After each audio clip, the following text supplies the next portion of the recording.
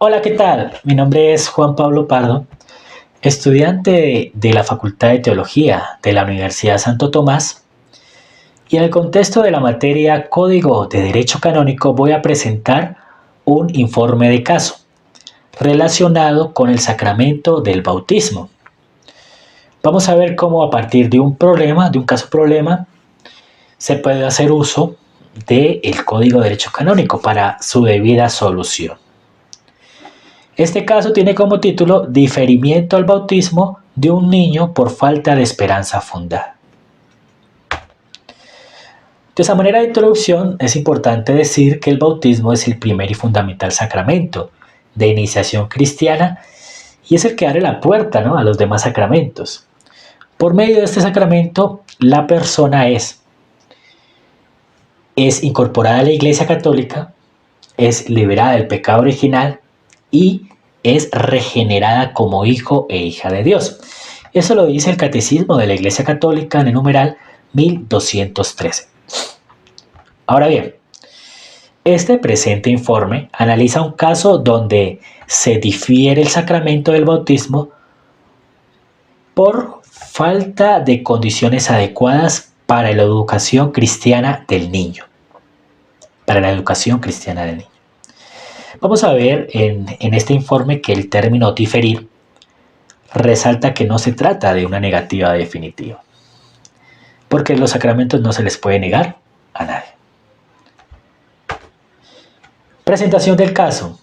Entonces, en una parroquia X o Y, yo le voy a poner como nombre San Juan Bautista, una mujer joven de 21 años, madre soltera, acude al despacho parroquial para solicitar el bautismo de su hijo de 2 años. Durante el encuentro pastoral, o sea, durante este encuentro con el párroco constata que la madre ha recibido el bautismo, pero que no ha hecho ni la primera comunión ni ha recibido el sacramento de la confirmación y que tampoco asiste regularmente a la Eucaristía. Es decir, la madre está alejada de la fe y no practica, por ende, no es practicante asidua de la fe católica, de la religión católica. Ni de la parte sacramental, ni nada. También hay una mala disposición, ¿no? En la madre, pues ella quiere que rápidamente su hijo sea bautizado, o sea, pero no está dispuesta a asistir a la charla, a la catequesis prebautismal para la preparación para este sacramento, ya sea por cuestiones de afán, etc. Vemos que el padre del niño es una persona que profesa públicamente el ateísmo y que ha manifestado explícitamente su oposición hacia la religión católica. Vemos que la madre propone como padrinos a 2 amigos que viven en unión libre y que ambos no son practicantes de la fe católica. Y por vivir en unión libre, pues no viven conforme a la moral cristiana. Esas personas tampoco están dispuestas a asistir a ninguna catequesis, o sea, nada de eso. Entonces, vemos estas 3 situaciones, ¿no? Ante esto, el párroco pues decide diferir el bautismo del niño hasta que se garanticen las condiciones adecuadas para su educación cristiana. Y pues esta decisión genera una cierta molestia en la madre del menor, la cual realiza una queja formal ante el obispo diocesano, ¿no? ¿Por qué no me bautiza a mis niños y tal? Bueno, etc. Entonces, esta es la presentación del caso. ¿Cuál es la fundamentación jurídica canónica? Entonces vemos que este caso se puede sustentar en la legislación canónica vigente, que es la de 1983, por el Papa Juan Pablo II. Entonces vemos el canon 868, ¿no? Parágrafo 1. Dice, para bautizar lícitamente a un niño se requiere, primero, que den su consentimiento los padres o al menos uno de los dos, o quienes legítimamente hacen sus veces. Y segundo, que haya una esperanza fundada de que el niño va a ser educado en la religión católica. Si falta por completo esa esperanza, debe diferirse el bautismo según las disposiciones del derecho particular, haciendo saber la razón a sus padres. Bueno, aquí vemos que la primera condición se cumple. La madre da su consentimiento para que su hijo sea bautizado.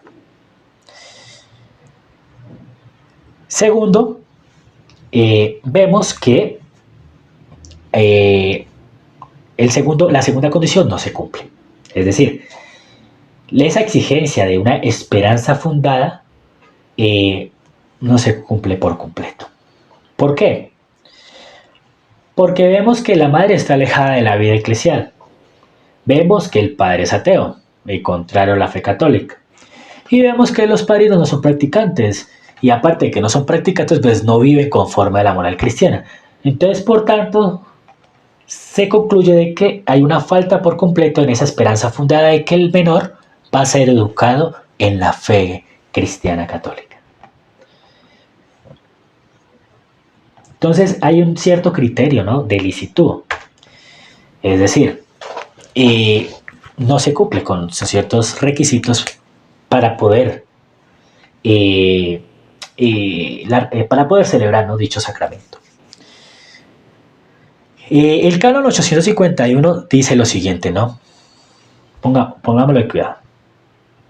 Los padres del niño que va a ser bautizado y asimismo quienes asumirán la función de padrinos han de ser convenientemente ilustrados sobre el significado de este sacramento y las obligaciones que lleva consigo.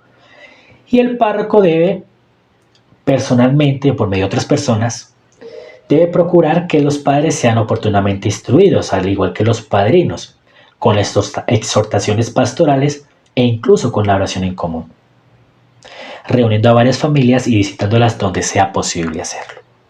Entonces vemos que este canon, pues, aparte de que subraya la responsabilidad del párroco en asegurar que los padres y padrinos sean completamente formados, ¿no?, comprendan el significado de lo que es el bautismo y las implicaciones que tiene para el menor, y también, ¿no?, y les haga tomar conciencia de la responsabilidad que asumen como padres y padrinos. Vemos que de cierta manera, ¿no?, no se cumple este canon. ¿Por qué? Porque, como vimos en la presentación del caso, tanto la madre como los padrinos no están dispuestos a recibir ninguna catequesis prebautismal. No están dispuestos. Entonces, ¿no?, esa ausencia de preparación constituye una razón adicional para postergar el bautismo, es decir, para diferirlo. Mientras se ofrece una adecuada catequesis. Entonces es un deber pastoral el tema de la formación y no es una opción. Entonces vemos en el siguiente canon, el 843, que los ministros sagrados no pueden negar los sacramentos a quienes se lo pidan de manera oportuna y que estén bien dispuestos y no les sea prohibido por el derecho recibirlos. Vemos que en el caso de del bautismo de este menor de 2 años, la buena disposición se debe interpretar a través de la disposición de los padres o tutores, ¿no?, en este caso, de los padrinos. Entonces hay una disposición ausente, o sea, no hay una buena disposición. Aparte de que hay una falta en la práctica de la vida cristiana, hay una oposición de un progenitor en contra de la fe católica y también los padrinos no son idóneos. Entonces el solo hecho de que ellos se nieguen a recibir la catequesis prebautismal, no hay una buena disposición.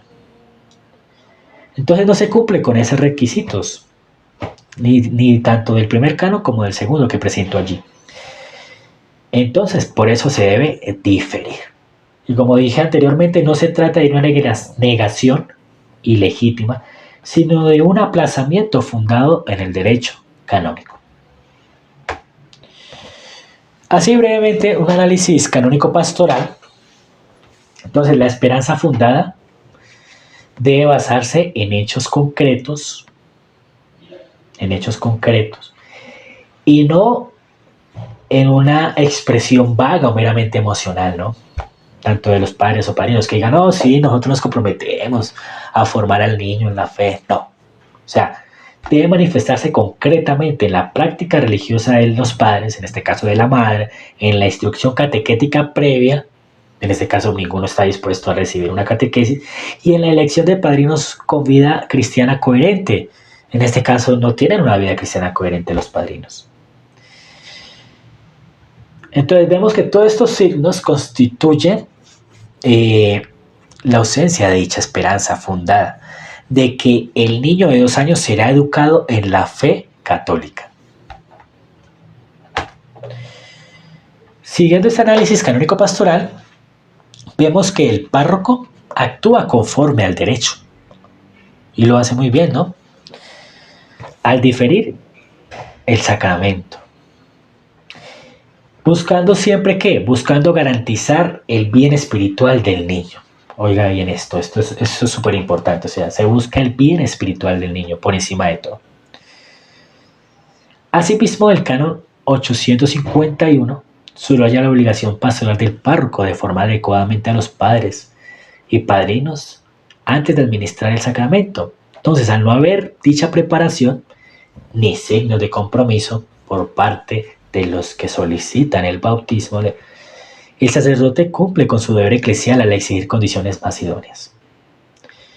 Finalmente vemos que en el canon 843 no se infringe, puesto que no se niega el sacramento a quien lo pide en condiciones legítimas, sino que se remite su celebración a un momento posterior, garantizando una mejor disposición. Una mejor disposición tanto de la madre como de los padrinos. ¿Qué conclusiones puedo sacar así rápidamente de este informe de caso, ¿no? Que puede pasar en la vida real? La primera es que el bautismo de niños exige condiciones mínimas de educación en la fe. Esa es una conclusión que he sacado. La segunda es que dicho diferimiento, que traduce a postergación, ¿no? Una postergación pastoral, hasta no ver las condiciones adecuadas para la administración de este sacramento, no es una negación del sacramento, sino una decisión pastoral completamente legítima, argumentada en el Código de Derecho Canónico, como lo vemos a continuación. ¿Qué busca esta postergación pastoral? Busca preservar, proteger la integridad del sacramento. Segundo, busca promover una auténtica coherencia en la iniciación cristiana del niño. Y tercero, busca sobre todo responsabilizar a los padres del deber eclesial que contraen al solicitar el bautismo para sus hijos. Entonces vemos estas 3 razones por las cuales se difiere dicho sacramento. Como otra conclusión, he dicho que los ministros tienen el deber de instruir y acompañar a los padres y padrinos. Así estos se niegan, hay que hacerlo, y lo dice en el canon. Y la decisión del párroco es conforme al derecho y al principio del bonum sacramenti. Y el derecho del niño a ser educado en la fe debe ser completamente respetado. Muy bien. Entonces, vemos que el bautismo de niños en la Iglesia Católica, aunque es una expresión del amor y la gratuidad de Dios, requiere de ciertas condiciones mínimas para no convertirse en un rito vacío de contenido eclesial y meramente formativo. Y ya como por último, es importante decir que la pastoral sacramental no debe ceder a presiones afectivas o sociales, sino debe ser guiada por la fe, por la sana doctrina de la Iglesia, por el magisterio y por la justicia y la fidelidad al derecho eclesial, que para eso está, ¿no? Para organizar, orientar y dirigir la vida de la Iglesia. Estas son las referencias que utilicé, sobre todo el Código del Derecho Canónico, ¿no? De 1983. Muchas gracias.